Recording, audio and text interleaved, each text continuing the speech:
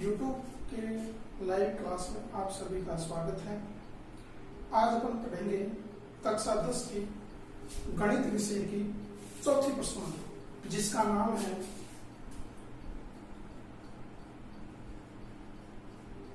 दो चरों वाले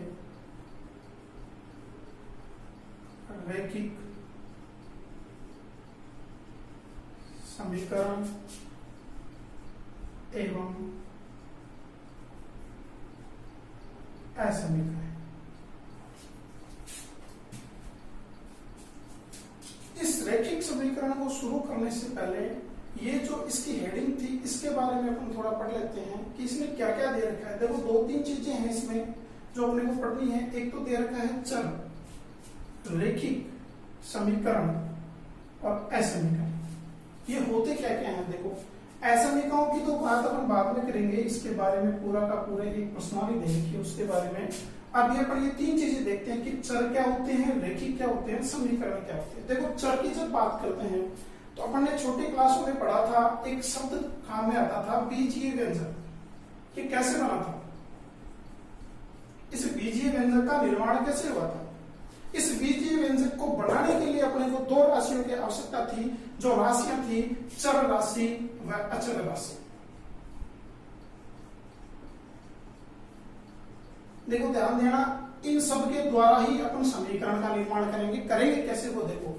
बीजीय व्यंजक को बनाने के लिए इन दो चीजों की आवश्यकता थी। ये चर राशि, ये वही चर राशि होती क्या है। चर राशि ऐसी राशियां जिनका मान स्थितियों के अनुसार बदलता रहता है, वो चर राशि कहलाती है। और आमतौर पर इनको शामिल किसको किया जाता है, जैसे एक्स, वाई, जेड। अपनी जो अल्फाबेट है वो लगभग चर राशियों में शामिल किया जाता है। और अपनी जो गिनती रह गई 1 2 3 4 इनको चर राशियों में शामिल किया जाता है, क्योंकि इनका मान कभी चेंज नहीं होता है। किसी का अगर 2 लिखा हुआ है तो वो हमेशा 2 ही रहेगा, और इनके मान है वो स्थितियों के अनुसार चेंज होते रहते हैं। इन चर और अचर की सहायता से बीजीय व्यंजक कैसे बना वो देखो। अगर चर राशि और अचर राशि इन दोनों को अपन गुणा कर दे, चर और अचर दोनों को गुणा कर दिया जाता है, तो गुणा करने पर जो मान प्राप्त होता है वो बीजीय व्यंजक कहलाता है। कैसे, जैसे यहाँ चर राशि में से कोई आपने उठा लिया जैसे 2, इसको गुणा कर दिया। कोई चर राशि में से एक मान उठा लिया x, अब 2 को गुणा किया x से तो ये बन गया 2x। ये 2x क्या है, ये बीजीय व्यंजक है। कैसे है बीजीय व्यंजक, क्योंकि इसमें चर और अचर राशियां दोनों शामिल है, ये दोनों राशियों का गुणनफल है। इस बीजीय व्यंजक की सहायता से एक नया शब्द बनाता बहुपद, जो हमारे 10th में भी है 9th में भी है। ये बहुपद बीजीय व्यंजक से कैसे बना कि अगर किसी पद में 2 या 2 से अधिक बीजीय व्यंजक शामिल कर दिए जाते हैं तो वो बहुपद का रूप ले लेता है। जैसे मैंने एक चीज लिखी 2x + 3x स्क्वायर + 5, तो अब इसमें पदों की संख्या 1 2 और 3, 2 या 2 से अधिक होते ही अब ये किसका रूप बन गया, बहुपद का। तो चर और अचर से बना बीजीय व्यंजक, बीजीय व्यंजक से बना बहुपद, और इस बहुपद से बनेगा वो समीकरण। वो समीकरण कैसे बनेगा देखो कि अगर बहुपद को अपन 0 के बराबर कर दे, अगर बहुपद को 0 के बराबर कर दिया जाता है तो ये जो रूप प्राप्त होता है वो रूप कहलाता है समीकरण का। ये अपने पास समीकरण बन गया। अगर मैं इसको लिखूं कि 3x स्क्वायर + 2x + 5 = 0, तो ये एक समीकरण है कैसा, कितनी घात का है वो अलग बात है, पर ये समीकरण का रूप हो गया क्योंकि इसके 0 के बराबर हो गया। अब इसमें जो अपने को पढ़ना है वो पढ़ेंगे सिर्फ रैखिक समीकरण। अब रैखिक किसको कहते हैं, रैखिक उसको कहते हैं जिस समीकरण में चर राशि की घात अधिकतम 1 होती है, अधिकतम 1। ऐसी राशि, ऐसी चर राशियां जिनकी अधिकतम घात 1 हो उसको अपन रैखिक समीकरण बोलते हैं। अब देखो अगर मैंने ये रूप कह दिया और इसको मैं कह दूं कि क्या ये रैखिक समीकरण है, क्या नहीं है। क्यों नहीं है, क्योंकि इसमें चर राशि की अधिकतम घात कितनी है, 2। तो ये तो थी बात समीकरण की, रैखिक की और चर की। अब अपने जो मेन पॉइंट उस पर आते हैं कि 2 चर वाले रैखिक समीकरण क्या होता है। देखो 2 चर होने चाहिए, 2 चर, इस चीज को समझना। अगर मैं इसी रूप को ये लिख के कहूं कि 3x स्क्वायर + 2x + 5 = 0, मैंने ये लिख दिया और मैं कह दूं कि क्या यह 2 चर वाला रैखिक समीकरण है क्या। पहली बात तो रैखिक तो है नहीं, चलो मैं ये कह देता हूं कि ये 2 चर वाला समीकरण है क्या, नहीं है। क्यों नहीं है, क्योंकि इसमें चर राशि एक ही है। यहाँ यहाँ भी x है, यहाँ भी x है, तो दो चर वाली कब बनती है? जब अलग अलग दोनों चर काम में है। अगर मैं इसको इस रूप में लिख देता कि 3x प्लस 2y प्लस 5 बराबर 0, अब ये सब दो चर वाला है कि नहीं? अब ये दो चर वाला समीकरण बन गया। तो दो चर का मतलब ये होता है कि किसी भी राशि में चर राशियां हैं वो दो शामिल होनी चाहिए। अकेली से वो दो चर नहीं कहलाएगा, वो पदों के रूप में ज्यादा हो सकता है पर वो चर राशि नहीं कहलाएगी। ठीक है, अब देखो अपन चलते हैं अपने मेन पॉइंट पर जो अपने को पढ़ना है। ये बहुत इंपॉर्टेंट है कक्षा 10 के लिए। 6 नंबर का प्रश्न आता है बोर्ड में, और अभी जो 9th में है, जो 9th से 10th में गए उनके लिए भी जरूरी है, और जो अभी 10th क्लास में है जिनका गणित का पेपर होना अभी बाकी है उनके लिए भी ये बहुत जरूरी है। देखो, दो चर वाले रैखिक समीकरण। अब दो चर वाले रैखिक समीकरण को पढ़ते हैं तो इसका एक रूप लेते हैं जिसको बोला जाता है व्यापक रूप। ये व्यापक रूप क्या है, किस काम में आता है? देखो किस काम में आता है। दो चर वाला मैं एक समीकरण लिखता हूं, जिसे मैंने लिखा अभी भी लिखा था कि 3x प्लस 2y प्लस 7 बराबर 0। इसको आप ध्यान से देखो,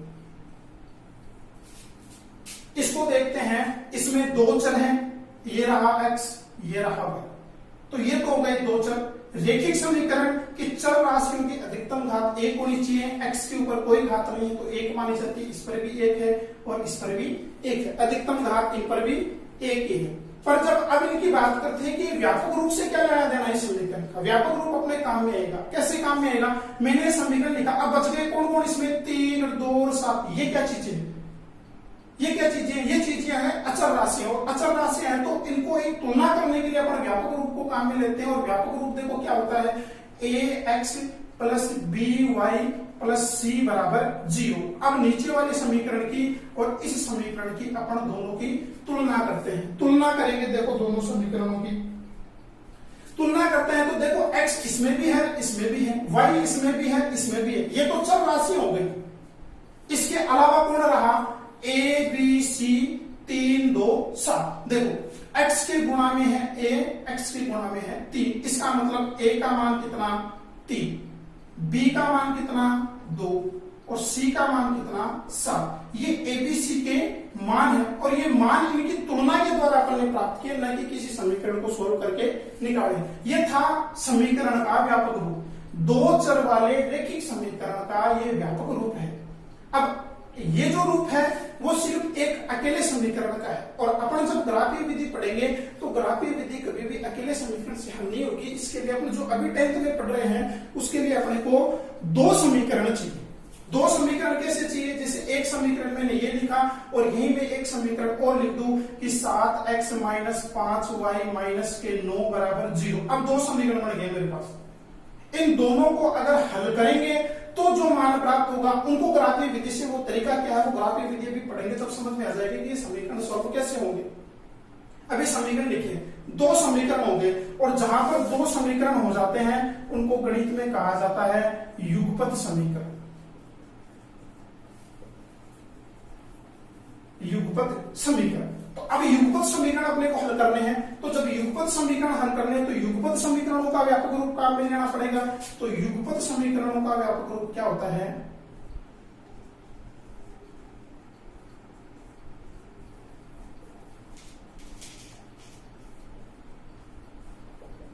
युगपत समीकरणों का व्यापक। युगपत समीकरण का मतलब ये हो गया कि समीकरण अपने पास हो गए दो, तो दो समीकरण हो गए तो दोनों का व्यापक रूप निकालेंगे। जब अकेले समीकरण की बात थी तो अपने पास व्यापक रूप था ax plus by plus c बराबर 0। अब दूसरे समीकरण की बात करेंगे तो व्यापक रूप तो ये का ही रहना है, व्यापक रूप कभी चेंज नहीं होता। तो ax plus by plus c बराबर 0। पर ये पहले समीकरण का है और ये दूसरे समीकरण का है, इसलिए अपन क्या कहते हैं कि इसको तो लगा दिया a1, इसको लगा दिया b1, इसको लगा दिया c1। ये पहले समीकरण का। दूसरे समीकरण का था तो a2, b2 और c2।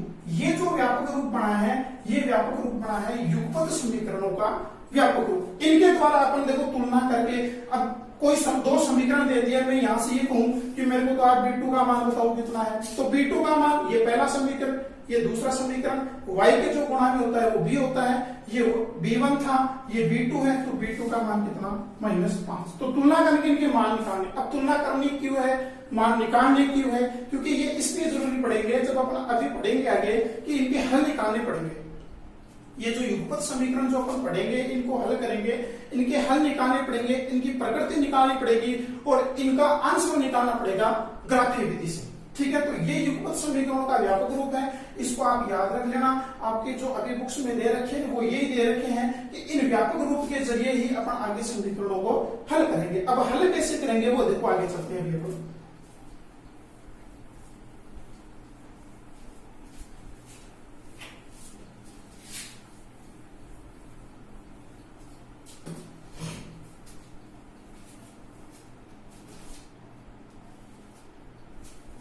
देखो,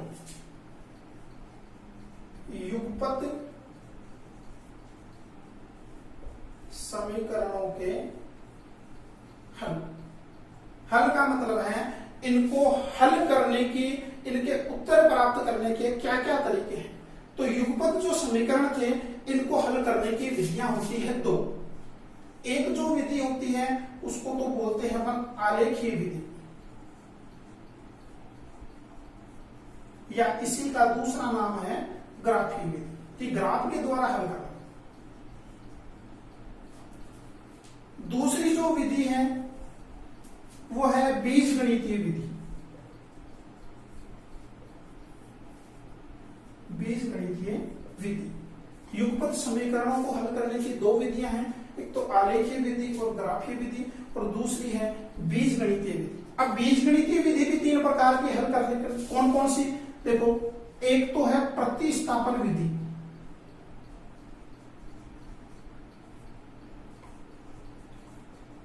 इस प्रतिस्थापन को विस्थापन भी बोलते हैं। दूसरी है विलोपन विधि,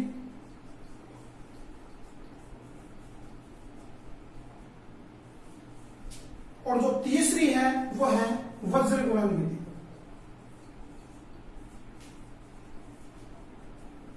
तो इन युगपत समीकरण हल करने की टोटल विधियां हो गई 4। 3 तो यहां से आ गई और एक हो गई आलेखीय विधि या ग्राफीय विधि। तो 4 विधियां हैं। अब अपने जो अभी 10th क्लास में अपन जो पढ़ेंगे वो आलेखीय विधि पढ़ेंगे। ये जो तीनों विधियां थी, ये ग्राफीय विधि है, ये हम पहले भी पढ़ चुके हैं 9th क्लास में। प्रतिस्थापन विधि, विलोपन विधि, वज्र गुणन विधि और ये आलेखीय विधि या ग्राफीय विधि, ये सारे के सारे अपने 9th में पढ़ी। अभी सिर्फ अपने को एक ही पढ़नी है, आलेखीय विधि। इन विधियों की अभी अपने को कोई जरूरत नहीं है।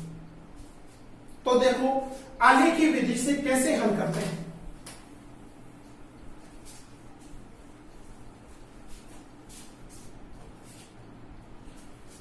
अब आलेखीय विधि को हल करने से पहले दो चीजें और पूछी जाती है इसमें, कि जो भी समीकरण रहते हैं युगपत समीकरण, जैसे पहला समीकरण है, दूसरा समीकरण है, इन समीकरणों के हल कैसे हैं और उनकी प्रकृति कैसी है। देखो, हलों के प्रकार एवं प्रकृति। युगपत समीकरणों के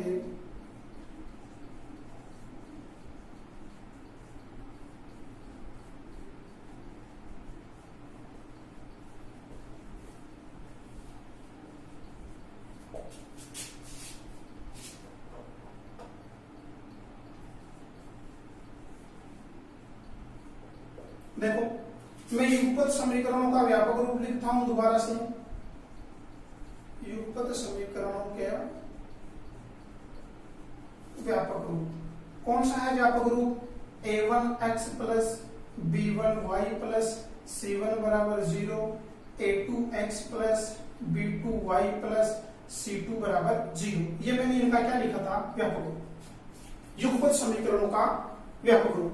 अब पहली बार में देखो अपन क्या करते हैं, इनके जो मान दिए रहते हैं इनकी सिर्फ और सिर्फ तुलना करनी है, कुछ नहीं करना है। जो पहले समीकरण में x के गुणा में रहेगा वो a1 का मान कहलाएगा, जो y के गुणा में रहेगा वो b1 का मान कहलाएगा, और जो अचल पद रहेगा इसी के गुणा में, ये जो c है वो है अचल पद।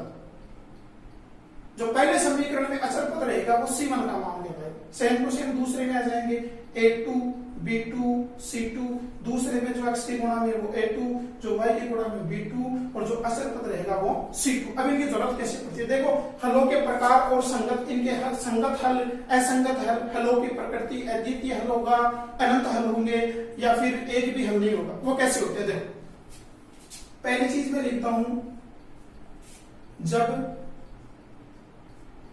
A1 अपॉन A2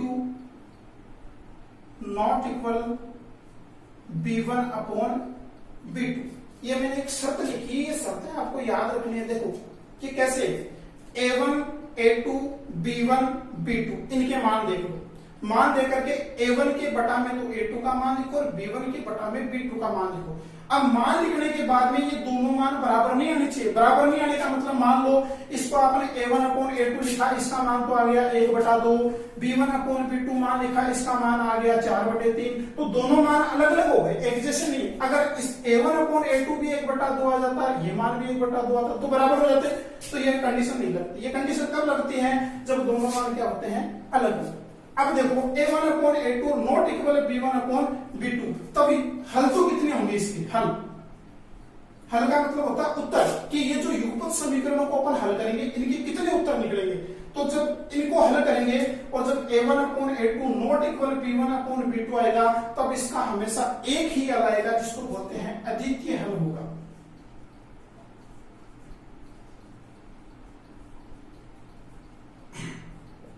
अद्वितीय हल होगा। अद्वितीय हल का मतलब क्या है, कि जब अपन समीकरणों को देख लेंगे और देखते ही अपने को पता लग गया कि A1 अपॉन A2 और B1 अपॉन B2 इनके तो मान बराबर नहीं है। बराबर नहीं है मतलब अद्वितीय हल। अद्वितीय हल का मतलब होता है कि इनका एक ही उत्तर आएगा, एक ही उत्तर तो x का आएगा, एक ही उत्तर y का आएगा, इनके अलावा इनका और कोई उत्तर नहीं हो सकता। इसलिए इनका हल कैसा होगा, अद्वितीय हल। वो अपन करेंगे तो और समझ में आ जाएगा कि अद्वितीय हल होते कैसे हैं, कैसे निकलते हैं, है ना।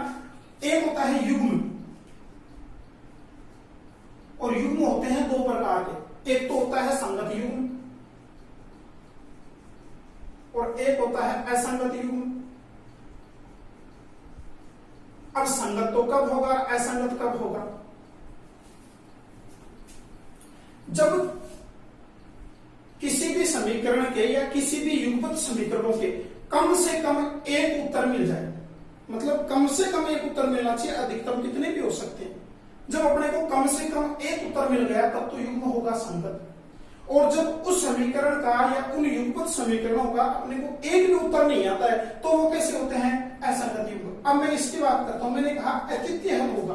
अद्वितीय हल होने का मतलब इसका एक उत्तर आएगा, और एक उत्तर आने का मतलब है कम से कम एक होना चाहिए, तो युग्म में कैसा होगा, संगत युग्म। अब ग्राफ ये रेखाएं किसी बनेगी,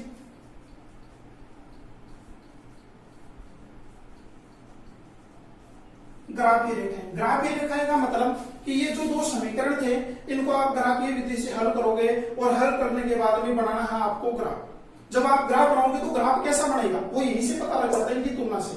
कैसे पता लगा, मैंने कहा अद्वितीय हल होगा। अद्वितीय हल होगा, युग्म कैसा होगा, संगत होगा। अब अद्वितीय का मतलब होता है उसका एक ही हल होता है। अब समीकरण थे दो, एक ये समीकरण रहा, एक ये समीकरण रहा। जब अपन ग्राफ बनाएंगे तो ग्राफ में एक रेखा इसकी गुजरेगी, एक रेखा इसकी गुजरेगी। अब अद्वितीय हल कब हो सकता है, कि दोनों रेखाएं किस प्रकार से गुजरे कि उनका एक ही हल हो।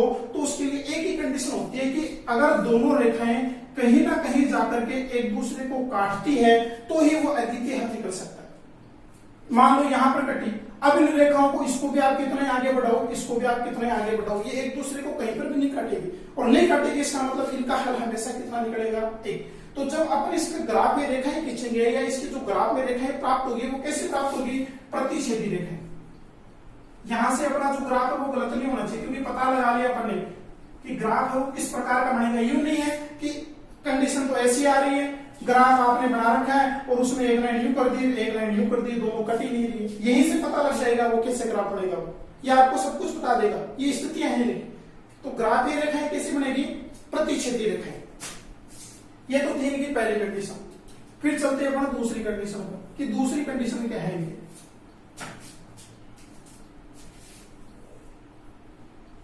देखो दूसरी बार में मैं ये कहता हूं कि A1 upon A2 is equal to B1 upon B2 और not equal C1 upon C2। पहली चीज तो यह है कि अगर a1 अपॉन a2 और b1 अपॉन b2 इन दोनों के मान बराबर नहीं आ रहे तो काम यही खत्म हो गया, c1 पर जाने की जरूरत ही नहीं है। अगर दोनों बराबर नहीं आते हैं तो, और अगर दोनों बराबर आ जाते हैं तो फिर अपन c1 और c2 पर भी जाना पड़ेगा कि उनके मान को भी चेक करना पड़ेगा, क्योंकि देखो a1 अपॉन a2 बराबर b1 अपॉन b2, इसका मतलब क्या है कि ये दोनों मान तो बराबर आ गए। कैसे? मान लिया इसका मान 1/2 है, इसका भी 1/2 गया। अब c1 और c2 को चेक करो, इनका मान इनके बराबर नहीं आना चाहिए। नहीं आने का मतलब कि c1 अपॉन c2 का जो मान है वो 1/2 नहीं होना चाहिए, वो और कितना भी हो सकता है। मैंने लिख दिया जैसे 3/4। अब ये ठीक है क्योंकि ये इसके बराबर नहीं है, बराबर नहीं है तो क्या हो गया, नॉट इक्वल। तो इस स्थिति में ग्राफ तो कैसा बनता है?